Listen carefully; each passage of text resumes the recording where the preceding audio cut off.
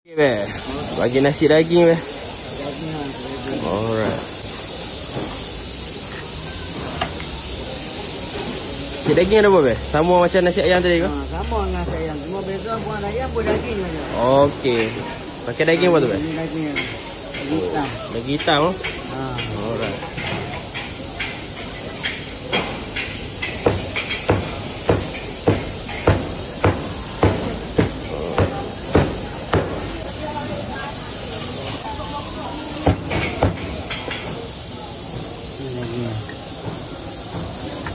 Ni dia punya kicap lah be? Ini kicap. Alright. Okey, sos dia be? Ya.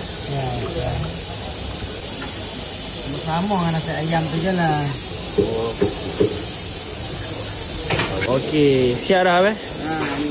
Okey, macam ni berapa be? RM7 juga sama. RM7 juga no?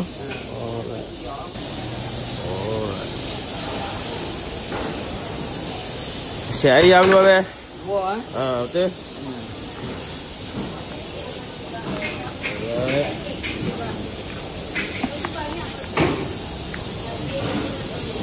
Nasi kuning ke be? Nasi merah. Nasi merah.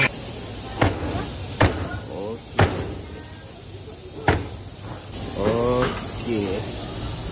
Oh, ayam potong ni potong apa? Ni potong berapa be? Ayam potong 4 je. Oh, ayam potong 4. Okey.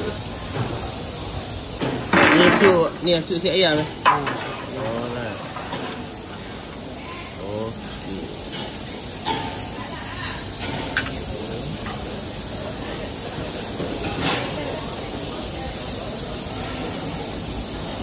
Tukang cabai dah. Alright. Okey be. Buah ayam ah. Ya. Cak dah pekat. Cak ni padu lalunya amal minta. Oh. Okey be. Alright. Sepinggan berapa be? RM7. RM7 eh?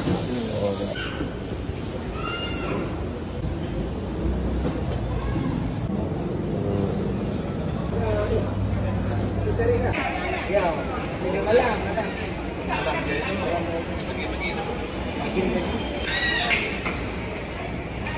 Start pada pagi sampai pukul 3 petang. Okey. Pagi tu pukul berapa be? Pagi pukul 8 boleh makan pukul 8. Pukul 8 ah. Ya. Cukup pejabat. Satu Jumaat 2 hari dah, lepas tu kalau public hari dia semua cuti. Okey, faham. Ha. Itu nak cari location kedai ni be? Jalan Dewa, Jalan Dewa. Jalan Dewa. Oh. Tidak pun kalau orang lama panggil bangun yang KT.